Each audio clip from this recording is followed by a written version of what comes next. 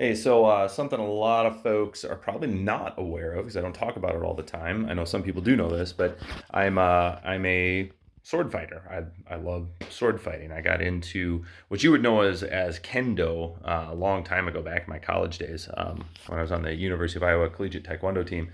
It was just something I kind of picked up on the side and just fell in love with. And so I've had the opportunity to live overseas studying this art. Competing internationally, very high level. It's something that I do practice regularly, even to this day. It's not super popular, so it's not like I can find a really good school near me right now. So, I mean, it's the kind of thing, if I want it to exist, I'm going to have to build it myself, which, seems to be a theme in my life. But I figured this is something I would like to share. So I'm going to start a series of videos if people are interested in this.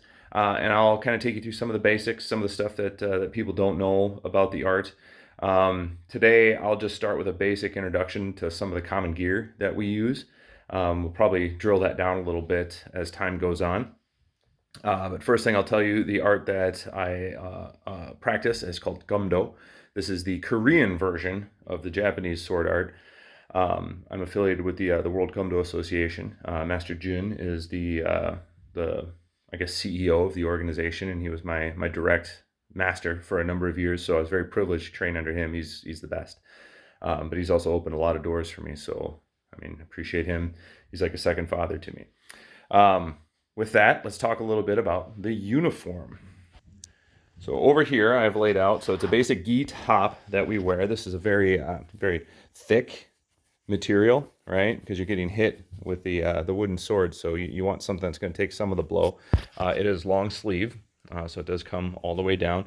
We also wear traditional long Japanese style pants called hakama. Um, there's really nothing flashy about them. They're long, baggy pants, kind of mask your leg movements. Putting them on, that is something you'll have to learn when you get into this art. But you do look cool as hell when you have it on.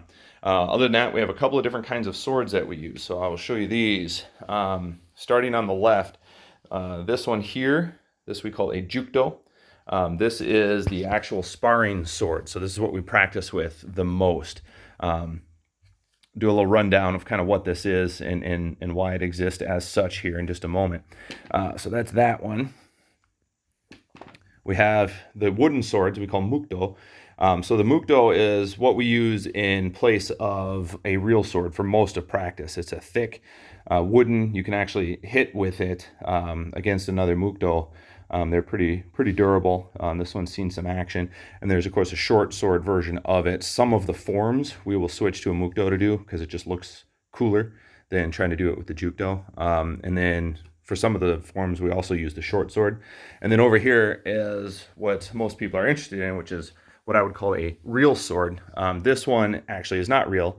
It's what's referred to as an iaito, which means it's made like a real sword, but the blade has not been sharpened. So it's just a little bit safer for practicing draw cuts, and doing this stuff that's a little bit more, I guess I would say, real world. Not that sword fighting is something that's very prominent these days. Over here, I have my armor. The armor we wear in sparring, this is what actually takes the blow. This is a whole spiel of its own, so I'll do that in a separate video as far as how to put the armor on and then some of the ins and outs of the sport aspect of this. But that is pretty much it's everything that you need to get going in this art. For most people starting on day one, the only requirement is the actual jukdo over here is what you need. Uniform in time, you pick that up. After 6 months or a year of training with just the jukdo, then you're going to want to pick up a set of armor. It is not cheap, and you do not want to buy cheap armor. And again, I'll talk more about that later. As you get further down the rabbit holes of the different ins and outs of the arts, it's good to get the mukdo for doing the sword forms. Eventually, you will need the short sword to continue progressing down that path. And then if you really get into it, then you'll probably start collecting actual swords. And I do have several, but this is my go-to practice sword. That is the basic gear that I keep and maintain. Yeah, I guess from here on out, we'll talk a little bit more about some of the basics of the martial art. the sport aspect of it. Again, the real world. I always say that with quotes because it's not like there's anybody out there wandering around getting into sword duels. This ain't 17th century Japan.